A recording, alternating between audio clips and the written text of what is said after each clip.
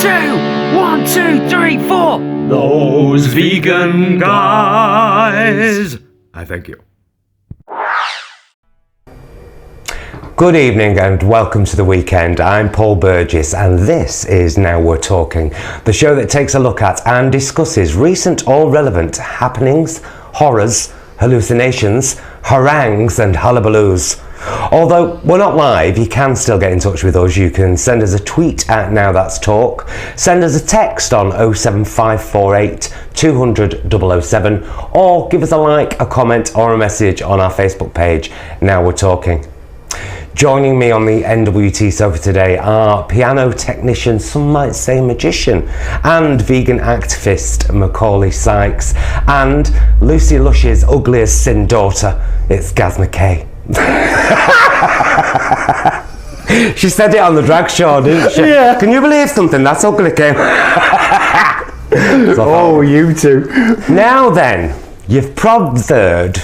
Let's get all the boring stuff out with first, shall we? Because while children have been dying because of bombs in Syria, and while there are conflicts and death and starvation all over the world, the press has been focused on Kim Kardashian getting handcuffed and bound in a bath. I'll read the story.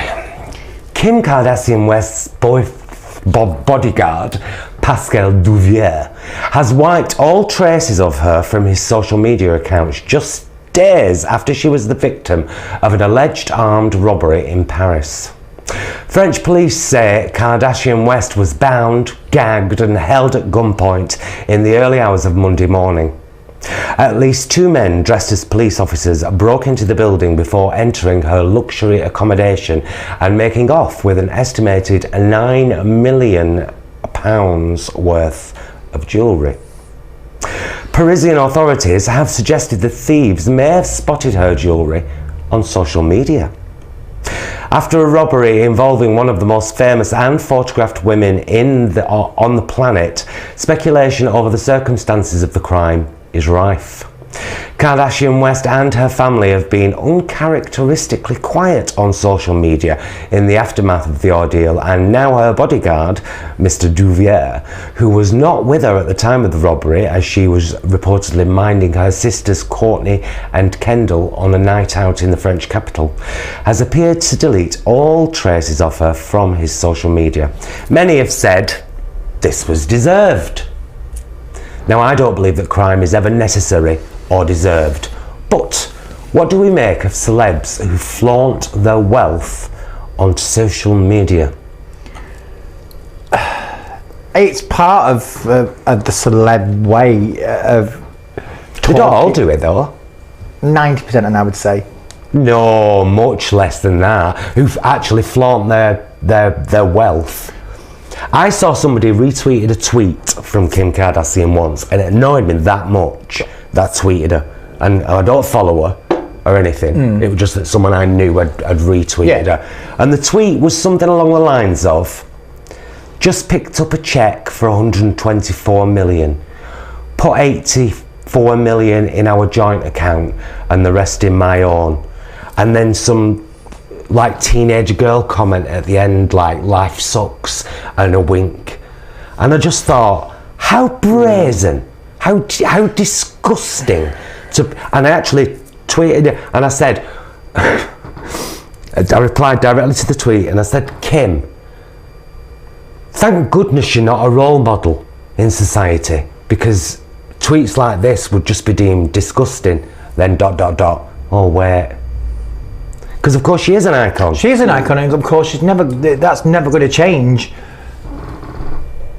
I'm going to see it from the other point of view. That tweet you're talking about, Paul, are you sure that she wasn't trying to say, right, if you work hard, you can be as famous as me and make this amount of money? Maybe that's what she was aiming at, and people have seen it from... No, because you could have said that in a tweet. It's 140 characters, man. You could have. You could have said, hard work pays, just paid in a cheque for... What has she actually done, though? That's my question. I mean... She's a model, and... She does a reality show. The reality show. Keeping Up with the Kardashians, which I detest and despise. It's everything I ever watched about one human episode society. of it. I've never watched it. Once. I just knew someone who was really into it, and he bothered me enough to know that I should never go near it. Right. Kind of thing. But it is constantly posting about your wealth and open invitation to criminals. If you're It's highly likely. In fact, there's a picture of her on her Instagram with her hand up like this, with this ring on that's like millions of pounds, and a grill. Do you know what a grill is? It's like a thing you fit over your teeth, diamond encrusted thing. I mean, she's a bonny girl. Look at her. She's bonny, but she's with him. But then that attracts. What? But then that attracts. Yes, it's true. I saw a clip of him on Ellen DeGeneres show. Yeah. Today, and it terrified me. It's like he was on acid or something. It's like probably is. Ellen's there, and he's gazing over there, saying, "Steve Jobs is dead. I'm dead." You'd have thought Kim may be over there.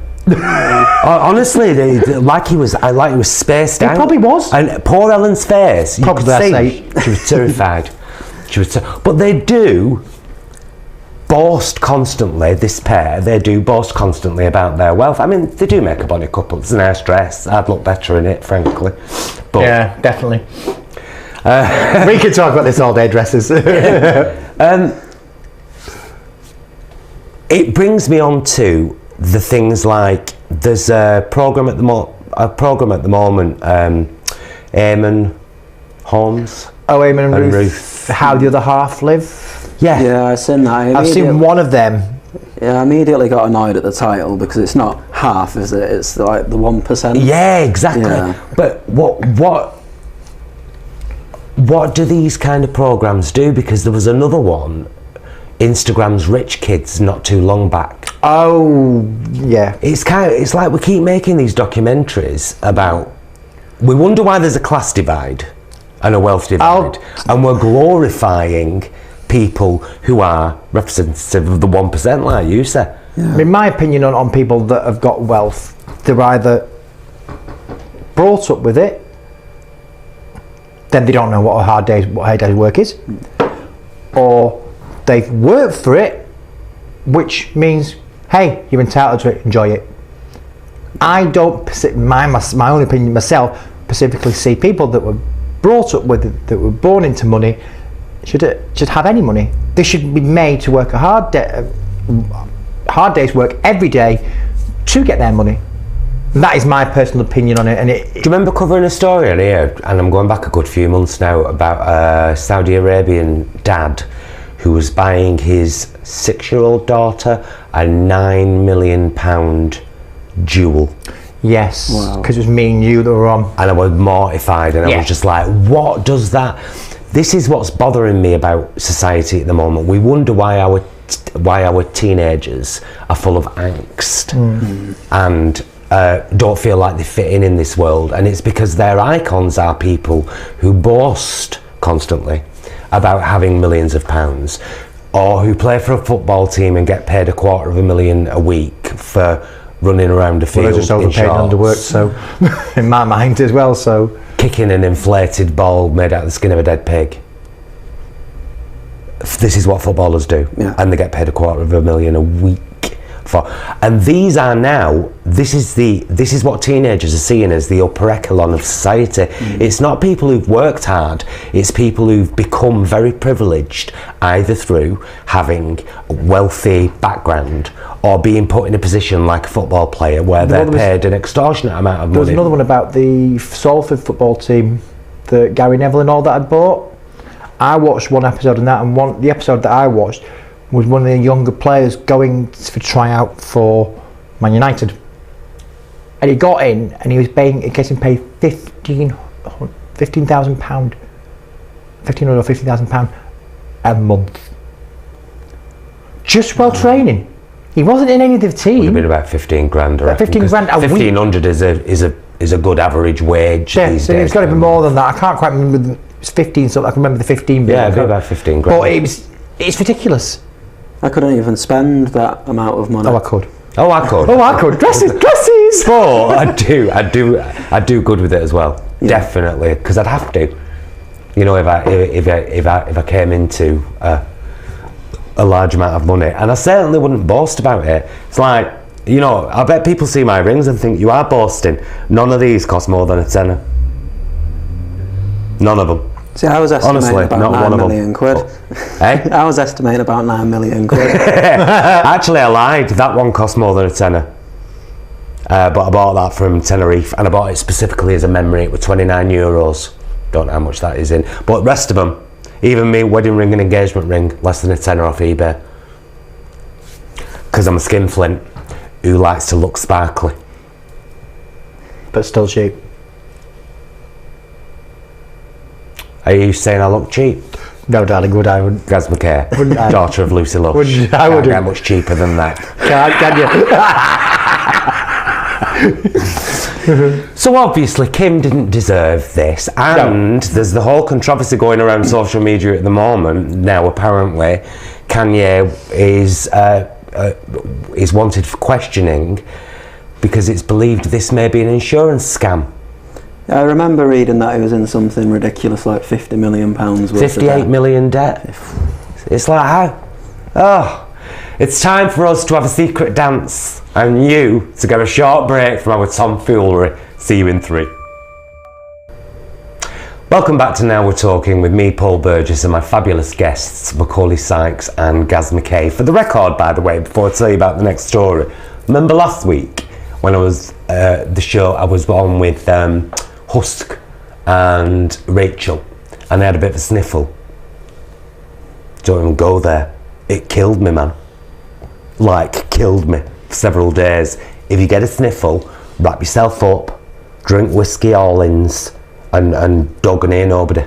That's my advice. I worked for 7 hours on a bar. I don't remember it. Anyway, Rod. Theresa May has spoken. A long and to some deeply troubling speech.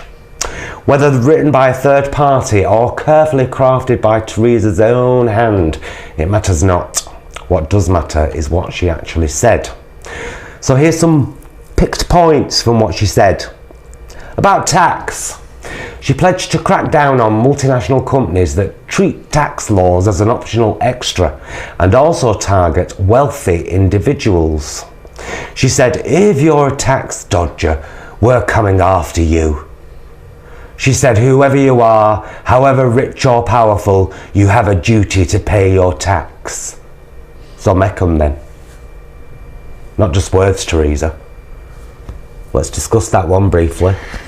You know, this annoys me as a business owner because I pay 20% tax, which is more than Google pays, yet I make a tiny, tiny fraction of what they earn. And they make billions. Billions and billions. It's just absolutely outrageous. So these are just words again, aren't they? It's just it's just words. False promises, and I've noticed that just recently she's saying a lot of things the left are saying.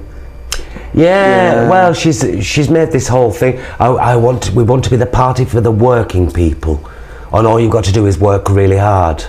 Have the Conservatives ever been that party? No. About the NHS, she hailed the vital national institution and hit out at Labour, which there was no need for claiming the Tories want to privatise healthcare. She tried to brand the Conservatives the party of the NHS and highlighted a 10 billion cash injection into England's NHS. I mean, at the end of the day, she also said Jeremy Hunt was amazing. not what I think, but no, the NHS. I mean, the NHS is a great thing. It is an amazing thing, and our taxes all go to help that organisation to give us as Britain a free health service. So, for the Conservatives to say they're not going to attack and privatise this health service, what was Cameron and his cronies trying to do before? Oh, well, she didn't she? She dug into Cameron. She said Cameron had changed things, but now it was time to change again. Couple more points. Labour. About Labour. She switched her infamous 2002 description of the Tories as the nasty party to Labour as she launched a blistering attack on its sanctimonious pretense of moral superiority. She didn't mention Jeremy Corbyn by name, but she branded Labour not just divided, but divisive. Are you feeling that Labour is divisive at the moment? No, not at all. But it is what I've felt of the Conservative Party for God knows how long. They've done more to divide this nation than any other party could possibly, I believe. Really attacking Labour and Jeremy Corbyn like this. I mean, if he really is as bad as they're making him out to be, just leave him to it. Yeah, because he'll put his own foot in it, won't he, if he's that bad? Jeremy the unelectable, and he got elected again. So. I know, how bizarre.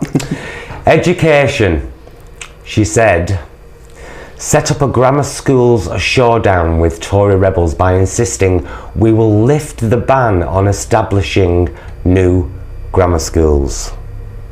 But she tried to ease fears over social mobility by stressing they will only be allowed where they will definitely take pupils from all backgrounds. Now, isn't that one of the fundamental things about grammar schools, is that there can be one faith-based? That's what they are at the core. Yeah, because that's what grammar schools used to be. That one from that denomination of the faith. Like, for instance, using Catholic as an example, that one denomination there's a whole spectrum of schools just from the Catholic faith. It's no good for that, is that? I don't think. I kind of agree with that one. There shouldn't be that one denomination. There should be fairness of it and the whole spectrum. So not just teaching that religion, which is what, if we like it or not, that's what Catholic schools do. Personally, I don't think religion should be taught in schools at all. I think schools should be about education. Yeah. Education. Education. You want your kids to learn about religion? Take them to church on a Sunday. But let them learn math in school. Fairness! She claimed too many people feel life simply doesn't seem fair, as she outlined a vision for a country of decency, fairness and quiet resolve. She probably did her arms like this at that bit. She did it quite a bit. It looks stupid. But she failed to take any responsibility despite being in David Cameron's cabinet for 6 years. So she was saying, we know things are bad. And I've been not to say that bit, but she was thinking, I've been a part of that for the last 6 years, but it's nothing to do with me. Look at my shoes, aren't they fancy? She likes that as a deflection, doesn't she? Yeah. Government. She highlighted the good that government can do. Sorry. As she outlined plans for a far more interventionist approach. She vowed to put the power of government squarely at the service of ordinary, working class people, and called for a new approach that says, while government does not have all the answers, government can and should be a force for good. I've got another little story in a minute, that bit that she just said about it all being for the people. Then she said this other thing. In fact, I'm not going to read any more of her parts because they've all annoyed me. I'm going to read this bit instead at the end. She said, of course, we're not leaving the European Union softly, blah, blah, blah, blah, blah. This bit. She said, if you believe you are a citizen of the world, you are a citizen of nowhere. Degrading. If you believe you are a citizen of the world, you're a citizen of nowhere. Degrading people. It's quite simply degrading somebody. Yeah, it's absolutely appalling. Like you're saying, from nowhere. The bit that oh no, in fact I'll do it in the next bit. Yeah, I'll do it in the next bit. So, in general, how do you feel about Miss Theresa May? Oh, look at her lippy face! That's what I was laughing at. Were you inspired by her words, or was it just a hashtag scripted diatribe? That's what I'm wondering. Scripted I diatribe, how do you- Twitter, by the way. I made it up myself. Yes, were you inspired by any of those words No. that I just revealed to you? It just seems like the Conservatives are going to be this exact same way they always have been. Yeah, There's going to be no change, no Hang on a fairness. minute, guys. When she stood on that, when she spoke those words passionately with her arms like this, you didn't feel better about your lives? No. Or the world? No. Or your country? Because I, as But look like at my you- arms, though. Look at your arms. They're lovely. This but is no. what she did. That's what she did. Well, surely that makes you feel safe. No. No. No. Teresa, I think you got it wrong, love. Did you watch any of it, by I the watched way? bits of it on the news. Yeah. And did you see the bit at the end where quite clearly, to anyone with any acting skills, her face said, "Thank goodness that's over. I think I did all right." And everyone interpreted that look as, she's quite emotional. She was quite emotional because she was that, with her arms like this. Yeah. She was that passionate. Come with me. Come with me. That's how it ended. And then they all said, "Oh, look, now she's emotional."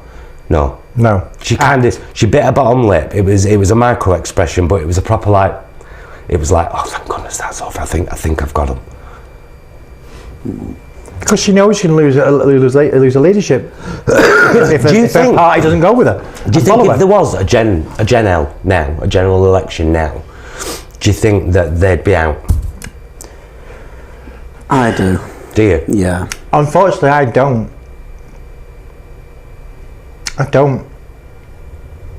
Unfortunately. I've got this really bad urge to to do that. Awful, really. But that is a very good picture of her. Apparently, that was taken first thing in the morning. So she's still got last night's makeup on. She's not blown her hair, obviously. She's just about to practice her arms, which is a saving grace. And that's a very similar bottom lip bite to the micro expression she did yesterday when she was saying, "Thank goodness this is over," and everyone got fluked into thinking she actually had emotion. Yeah. So no, I wasn't inspired at all by her words. I certainly wasn't inspired.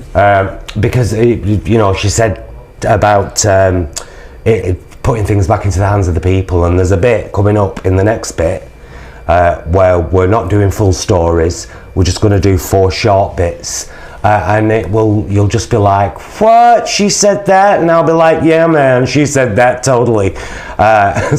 Please go and make yourself a brew. Get a biscuit, come back to us because we'll be sat sitting here waiting for you. See you in 3. Welcome back to Now We're Talking with me, Paul Burgess, and my effervescent and ever bright guests, Macaulay Sykes and Gaz McKay. Now, what I've started to do sometimes in this show, I pick a particular part, and today it's part 3, where I'm not going to read out full stories. I'm just going to kind of pick maybe the title and maybe the lead line from the article, and we're going to discuss it from that alone. Okay? Right. You get me? This is brilliant, but it also really bothers me, and I shall explain why in a minute. Solar panels surpass coal-fired electricity in previously unthinkable feat. For 6 months, right up until September, more electricity came from sunlight. This is here, by the way, in the UK. Came from sunlight than coal-fired power stations. Proving that we can do it. Yeah. We can do it. We can. We can Absolutely. We could go total. use clean energy right now, make it cheap and accessible for everybody, and start cleaning up this planet. Is the profit in it though? Ta-da! And there's the rub, right there. Following on from that statement, the UK government, don't forget we filmed this on Thursday, just this morning, approved fracking in Lancashire. This, despite a 187,000 strong petition, 14,000 protesters, and the absolute refusal by local councillors. It's been given the go-ahead anyway. Is that what Theresa meant when she stated categorically that people should have more control?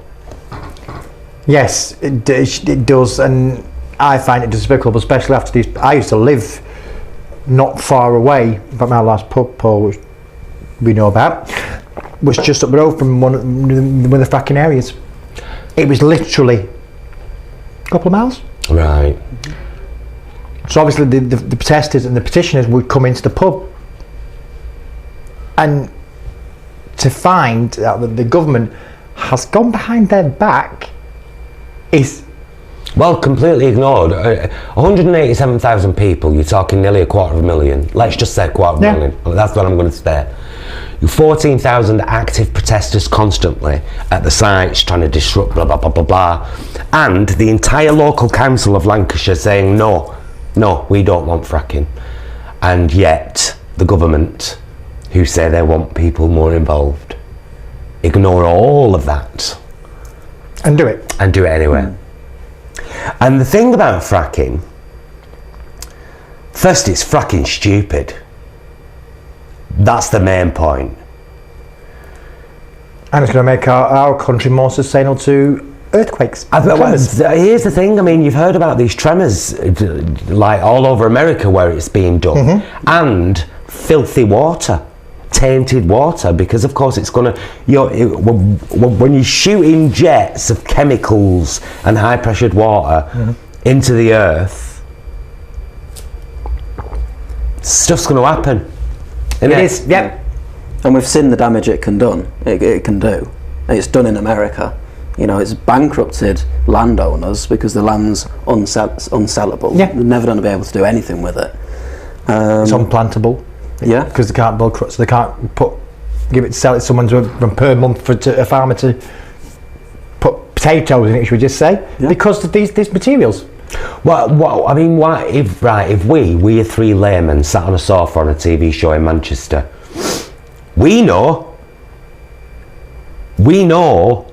that clean energy is the way forward. Yeah, we do. Why won't, because it's not that they don't, why won't the people who run the country, like you said, Macaulay, it all comes down to money. Which is why the fossil fuel companies have been given huge tax subsidies by our government, and green energy producers, nothing. Not a goddamn thing. Nothing at all. It's a disgrace. Absolute disgrace. Isn't it? With the nuclear power plant that they're planning on building. Hinkley. Yeah, I read it's the most expensive thing our government's ever spent on anything. But it's not.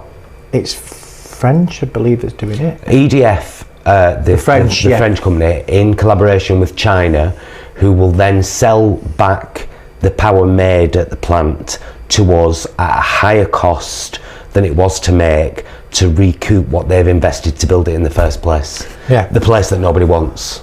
None of it makes sense to me. It's like when the Tories sold all our grit. Do either of you remember that? And we sold all our grit to Germany. Yes. And then when we got that big, and then we had none. Yeah, and we had to buy it back. We had to buy it off other people as well as Germany. Aren't we clever? We're a clever country, aren't we? Well done, Tories. This is a fantastic story. A British man might be the first in the world to be cured of HIV after a breakthrough treatment. Pioneering new therapy launches a two-stage kick and kill attack on the virus. A 44-year-old man is showing no signs of the virus after this treatment. Now, there are kind of warnings not to get too excited about this kind of thing, but how can you not? You can't. There's no way you can't get excited about it. Paul, in our outside lives, we do a lot of, I do, I don't know about Paul, a lot of work with people with HIV and AIDS. And just speaking to some of those people, they are so excited because it means they may get their life back. They may be able to live a life again. And that's quite simply, why can't, like Paul says, why can't you get excited about it? It's amazing, isn't it? And Yeah, that's I one think- person that's now showing no signs No of any signs of virus. it at all, and apparently it was completely ridden. You know, like every what they called organ. It's like what they called your lung and your heart and stuff. All his organs, you know, everything, and nothing, not a goddamn thing, no trace of it at all. It's kind of huge, that, isn't it? It is kind of huge, but it's actually the HIV organisations like the Terence Higgins Trust and stuff like that are warning against, please don't get too excited about this. And I think that they're only doing that because it could be that in 2 months' time this guy starts to become ill again. So it might be that it's only a temporary measure, or it could be that the treatment has caused something else which takes a while to recognise, so it's got rid of this thing, and then which with most of the HIV drugs I know that they can cause other problems anyway. There's side effects with them all. There's side effects with them all, and also the fact that it's usually bowels and things that I've heard more common problems that have gone through these sorts of antiretroviral drugs. So, well, I'm going to keep relatively optimistic about that, because I think it's landmark, and just for the record, by the way, because in part 4 we're going to be talking about veganism, and now you know that I often talk about the environmental impacts of animal agriculture, and I talk about clean energy a lot, but because Macaulay is with us today, we're going to focus the entire last section on veganism, the who's, the whys and the wherefores.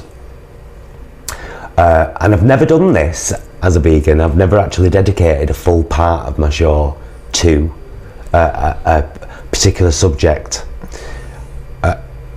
Why do I think it's important? Well, why do I talk about the environment all the time?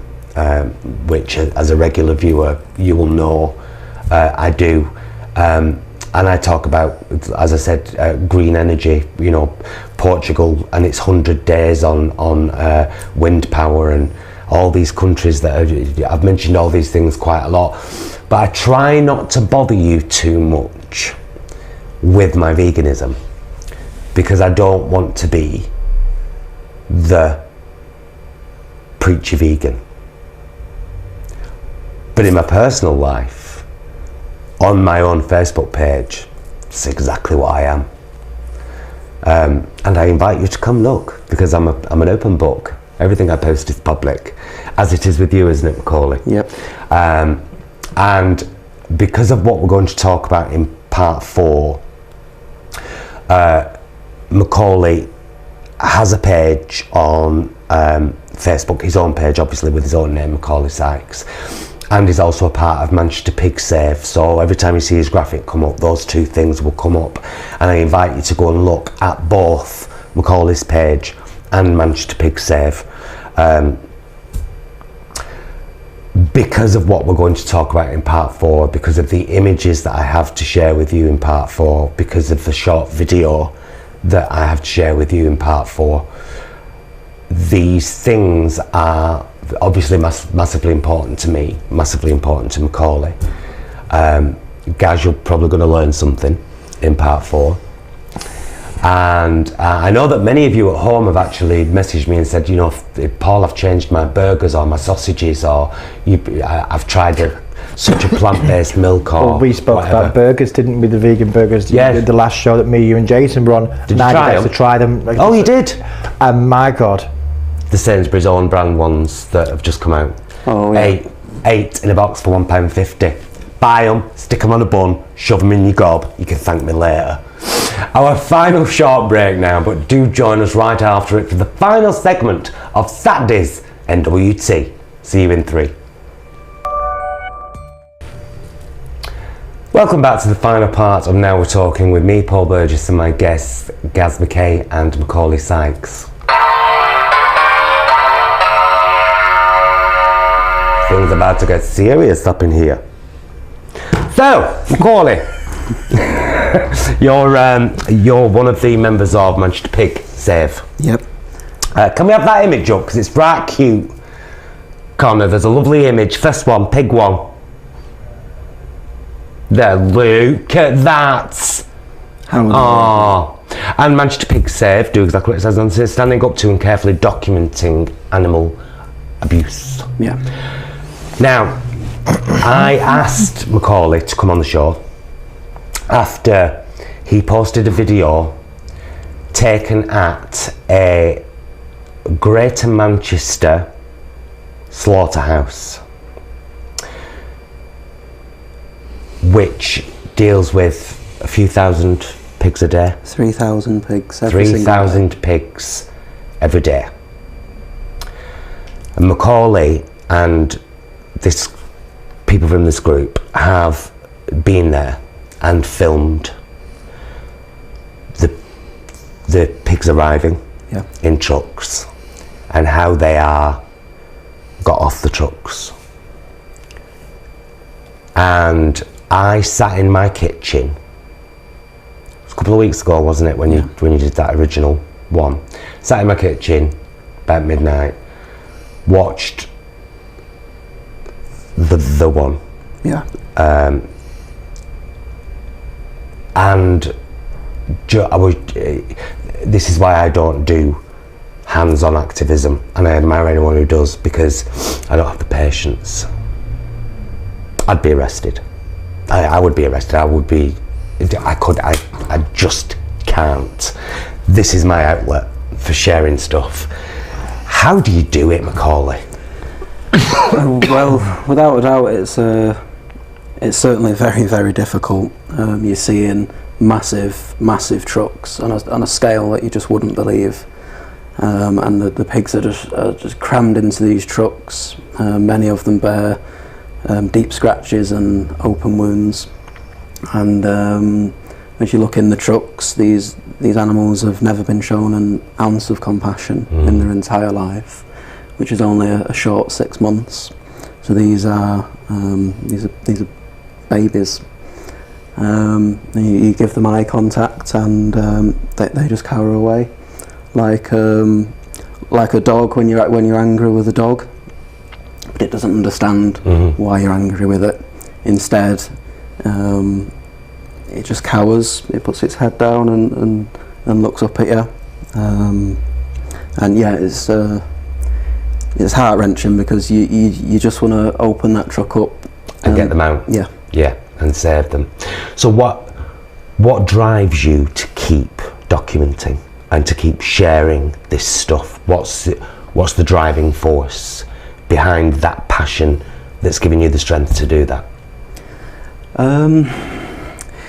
For me personally, I've always been a massive animal lover, huge. There was never ever a point in my life, even as a child, where I wouldn't put my life on the line to protect an animal. I rescued as many animals as I possibly could. Now, I came from a huge family of farmers in Wales. My family has made millions off the backs of animals, literally. And 5 years ago, I would have stood and defended the meat industry. And not just the meat industry, but my family as well, because that would have scraped to the bone. These are people I love. These are people I've admired my entire life, but more importantly, people that I've trusted. And I remember quite vividly now, the more I think back, of walking around my relatives' farms, pig farms, poultry farms, dairy farms, beef farms. I remember walking around these facilities. You can't even call them farms. They are concrete floats with corrugated steel sheds put on them, and they get as many animals as they possibly can inside. My driving force really is to expose the industry's lies. The reality of it. Yeah. I've got a second image for you guys, because I know that a lot of people don't know, but even when told, don't necessarily believe how pigs are raised. So we've got the second image, Connor, please. This is called a gestation crate, and they are standard for most female pigs until slaughter, where they are made to, they're impregnated, they give birth, and the industry will tell you that this is to stop them from rolling onto the piglets, but she can't move in there. She can't move in there. She never sees outside, ever. And she's a living being, as intelligent as your dog. And this is what we do. And why do we do it? Because people have this weird way of kind of measuring what's right and what's wrong.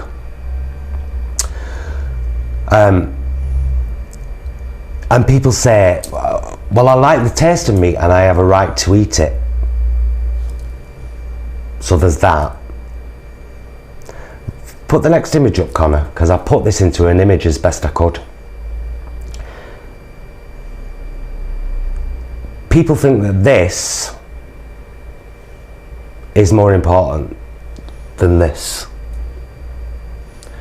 But this is what animal agriculture is doing. Environmental destruction, global warming, water pollution, deforestation, animal abuse. Agriculture is responsible for 80% of water consumption, responsible for most of the air pollution. 70 billion land animals bred and slaughtered every year on Earth. The grain used to feed these animals could end world hunger today. But you like the taste and believe you have a right to eat meat. And this is why we get so fired up as vegans, isn't it? Because to us, that's really simple. That's a really, really simple graphic. That does not outweigh that, and it never will. Point blank, it just won't. And then people say, well, you know better than me just because you're vegan. I don't say I'm better. I do better. I'm not better as a person. The things I do better. Why? Image number 4, please, Connor. Every day, a vegan saves 1,100 gallons of water, 45 pounds of grain, 30 square feet of forested land, 20 pounds of CO2 equivalent, and one animal's life. Every single day. And that's just by making different choices. Now, there's an amazing company called Mercy for Animals in Australia, and they made the most stunning video. I'll explain it at the end, but we're going to show it now.